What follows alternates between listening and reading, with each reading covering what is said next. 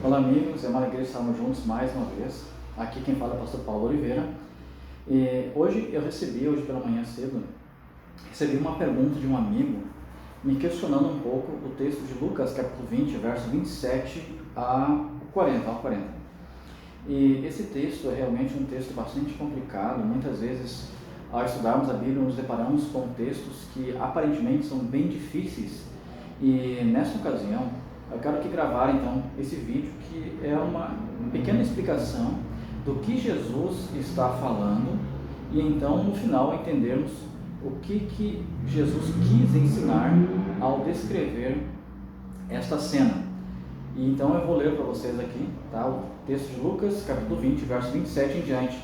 E aqui Lucas diz assim: Chegando alguns dos saduceus, homens que dizem não haver ressurreição, perguntaram-me: Mestre, Moisés nos deixou escrito que se morrer o irmão de alguém, sendo aquele casado e não deixando filhos, seu irmão deve casar com a viúva e suscitar descendência ao falecido. Ora, havia 7 irmãos. O primeiro casou e morreu sem filhos. O segundo e o terceiro também desposaram a viúva. Igualmente os 7 não tiveram filhos e morreram. Por fim, morreu também a mulher. Esta mulher, pois, no dia da ressurreição, de qual deles será esposa? Porque os 7 a desposaram. Então lhes acrescentou Jesus: Os filhos deste mundo casam-se e dão-se em casamento, mas os que são havidos por dignos de alcançar a era vindoura e a ressurreição entre os mortos, não casam, nem se dão em casamento. Verso 36, pois não podem mais morrer, porque são iguais aos anjos e aos filhos de Deus, sendo filhos da ressurreição, e os mortos hão de ressuscitar. Moisés indicou no trecho referente à sarça, quando chama o Senhor de Deus de Abraão, o Deus de Isaque e o Deus de Jacó. Ora, Deus não é Deus de mortos, e sim de vivos, porque para ele todos vivem. Então disseram alguns escribas: Mestre, respondeste bem. Daí em diante não ousaram mais interrogá-lo. Muito bem. Antes de eu entrar propriamente na explicação do texto, deixa eu dar algumas dicas para vocês de como é que nós interpretamos a Bíblia, né? E qualquer texto da Bíblia. E com essas dicas eu creio que vai ficar mais fácil depois você, ao estudar a Bíblia, ao seguir esse passo a passo, você vai conseguir ter uma visão melhor, interpretar melhor os textos. Quando você for estudar algum texto da Bíblia, você deve fazer algumas perguntas a este texto. Perguntas como, por exemplo, quem foi que falou, né, aquelas palavras que estão sendo estudadas? Ou quem foi que fez aquele ato que está sendo estudado? Essa é a primeira pergunta. Qual era a situação do momento? Ou seja, qual era o contexto político, o contexto econômico, o contexto social, religioso, cultural? Como era a situação naquela época? Quem eram os destinatários para quem aquelas palavras foram ditas ou para quem aquele ato foi feito? Há algum outro autor bíblico ou extra-bíblico que também menciona essa situação? Que também menciona aquelas palavras? Então, se você responder a essas perguntas, vai ficar mais fácil a compreensão de qualquer texto da Bíblia. Muito bem. Então, tendo essas perguntas em mente, vamos passar agora a esse texto-alvo do nosso estudo, que é o texto de Lucas, capítulo 20. O texto começa dizendo que alguns dos saduceus, como fala o verso 27 eu li, se aproximaram de Jesus com algumas perguntas. Mas veja, antes de relatar a pergunta que os saduceus fizeram, apesar de que já eu li, mas antes de aprofundar essas perguntas, Lucas ele dá uma informação importante a título de contexto. Lucas disse ali no verso 37, no finalzinho dele, que os saduceus eram homens que diziam não haver ressurreição. Então, os saduceus não acreditavam na ressurreição, diferentemente dos fariseus, como fala ali no verso 39, os escribas.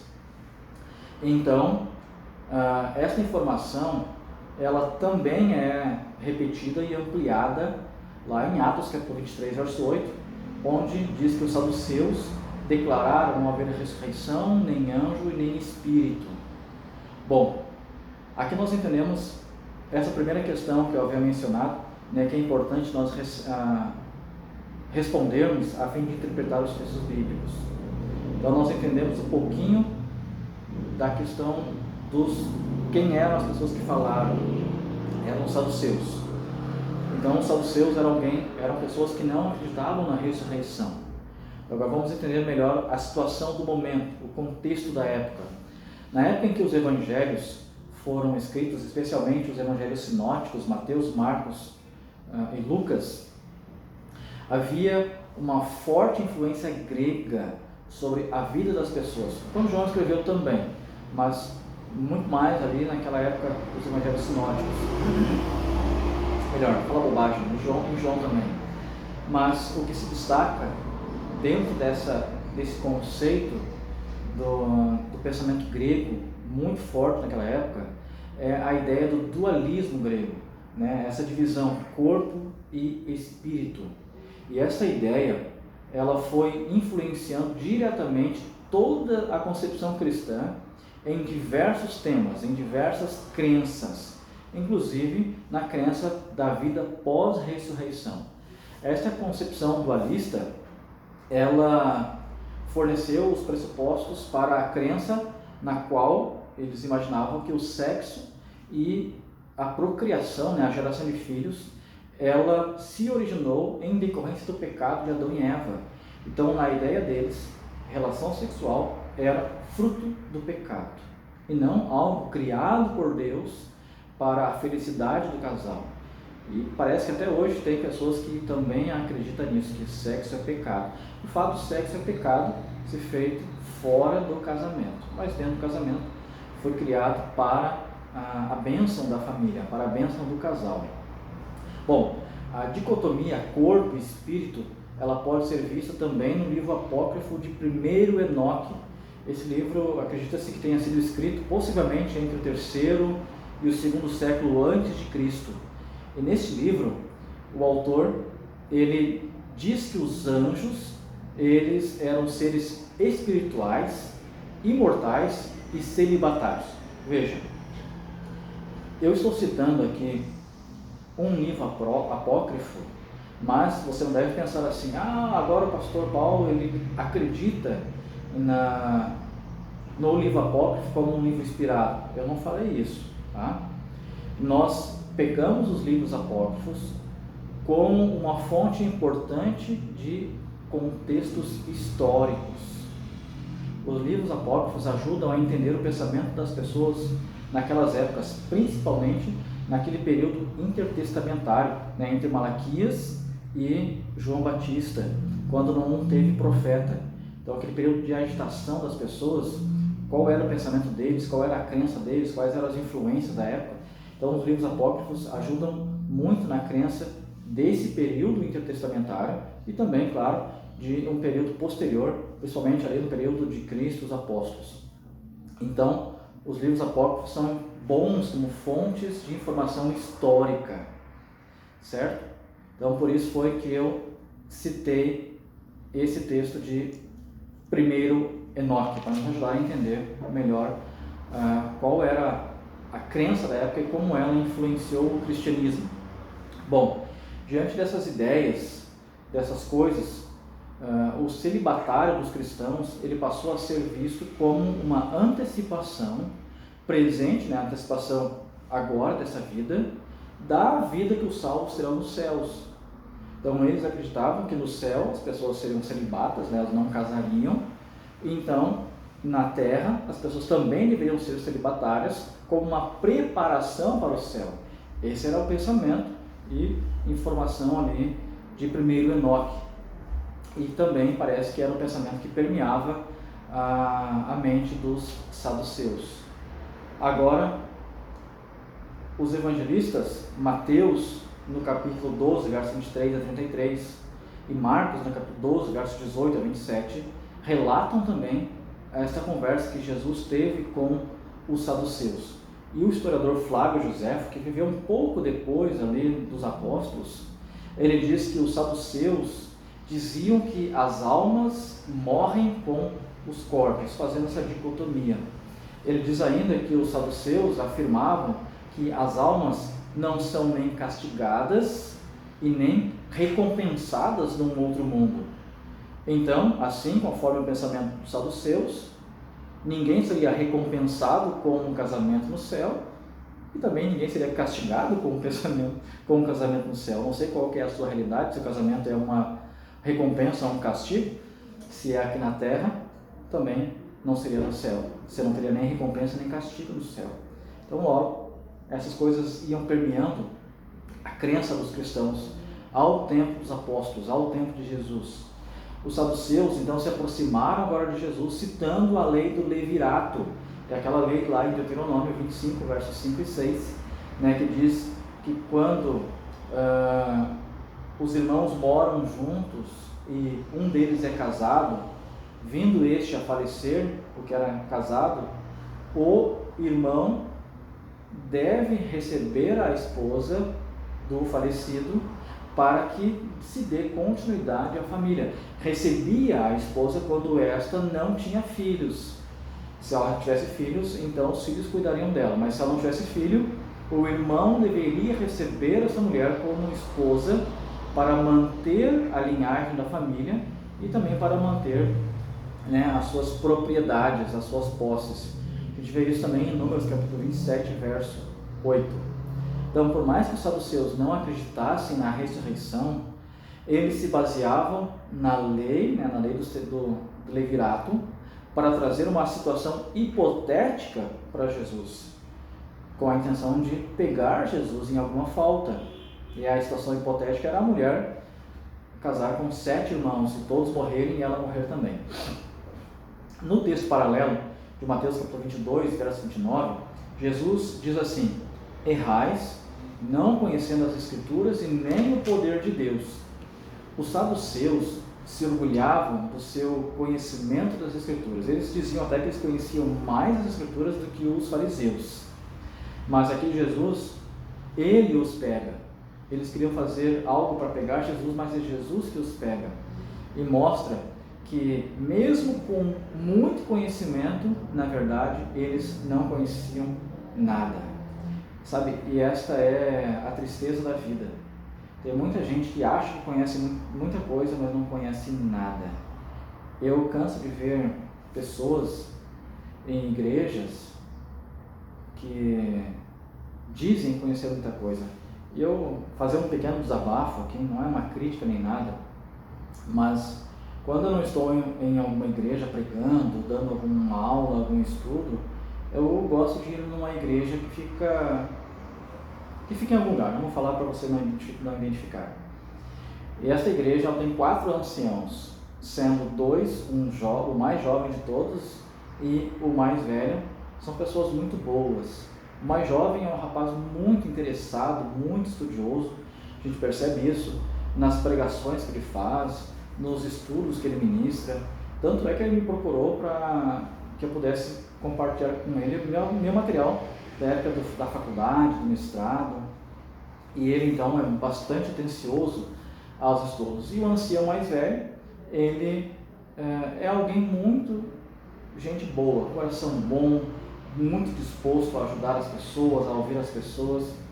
Mas os outros 2 anciãos são pessoas extremamente ruins, são fracos, pregam mal, passam a lição de forma relaxada, que dá dor de ouvi-los. E eu fico pensando, o que essas pessoas fazem que não se preparam melhor? E eu digo isso não com um tom de crítica, na verdade é uma crítica, mas eu queria que eles parassem e entendessem, porque possuem um conhecimento muito grande, pelo menos a igreja possui um conhecimento muito grande. Teologicamente, a igreja adventista conhece muito. A minha preparação teológica foi na igreja adventista, foi na faculdade adventista. E eu não posso reclamar porque a teologia é muito forte, é muito boa. Mas infelizmente Muitas pessoas pegam esse conhecimento teológico e agem com a síndrome de Laodiceia. Dizem, sou rico e abastado, de nada tenho falta. Esses dois anciãos são assim. Não sabem nada, mas acham que sabem. E quando alguém que conhece mais do que eles tenta ajudar, eles atacam, falam mal, criticam, tentam manchar a imagem da pessoa, o que é muito triste e muito, como posso dizer assim, é uma obra satânica, infelizmente. E os saduceus eram pessoas assim. Achavam que conheciam muita coisa, se achavam ricos e abastados, mas de nada, e que de nada tinham falta, mas não sabiam que eram miseráveis, pobres, cegos e nus. E agora Jesus expõe isso para eles. Vocês erram não conhecendo as Escrituras e nem o poder de Deus. Jesus poderia ter respondido aos saduceus com base em suas próprias premissas e ter dito a eles que a mulher pertencia ao primeiro marido, ao primeiro irmão, porque os outros que vieram assumindo a mulher como esposa o fizeram para que o seu irmão melhor, tivesse nome em Israel, como fala Deuteronômio 25, verso 7. Então, o casamento deles, na verdade, não foi um casamento. Na verdade, foi apenas o cumprimento da lei. Então, se Jesus fosse responder conforme a premissa, conforme a crença dos saduceus, Jesus diria, ela no céu vai ficar com o primeiro marido. Mas, veja que Jesus não está interessado aqui em explicar a relação matrimonial, mas Jesus está sim interessado em explicar a relação da ressurreição. Por isso é que quando Lucas abre o texto, lá no capítulo 20, verso 27, por isso que Lucas já traz essa informação de que eles dizem não haver ressurreição. Lucas faz isso de forma intencional. A ideia de Lucas era dizer, olha, esses homens não aceitam a ressurreição, não entendem a ressurreição. Logo, Jesus vai explicar a eles e vai focar nesse ponto para que eles entendam o que é a ressurreição e passem a acreditar na existência da ressurreição.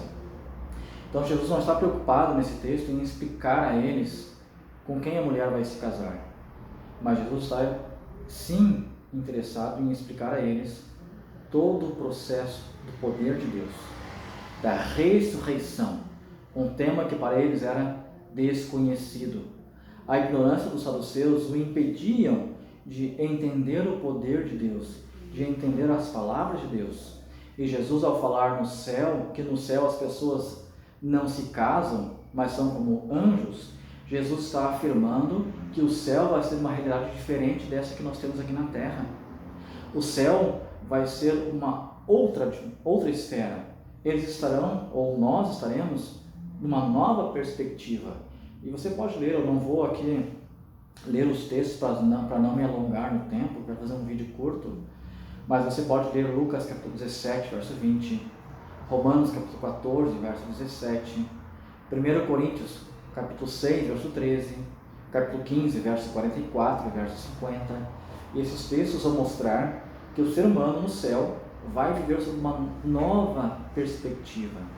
E Jesus quis mostrar a eles que a ressurreição é algo real, algo que vai fazer com que o ser humano saia dessa esfera de mortalidade, dessa esfera de dor, dessa esfera de problemas, para uma esfera totalmente nova, de espiritualidade, de vida, de algo magnífico que o ser humano aqui não consegue perceber ou visualizar, vislumbrar no todo. Então, quando Jesus agora responde a pergunta dos saduceus com quem ela vai ficar no céu, Jesus simplesmente diz, o céu vai ser diferente, meu amigo. O céu vai ser algo novo, uma atmosfera nova. E eu espero que você tenha entendido isso. Jesus muitas vezes não responde a gente a pergunta que nós fazemos, porque aquela pergunta não é a mais importante, mas ele responde aquilo que nós não entendemos, aquilo que de fato vai produzir mudança e vai ser importante para a nossa vida.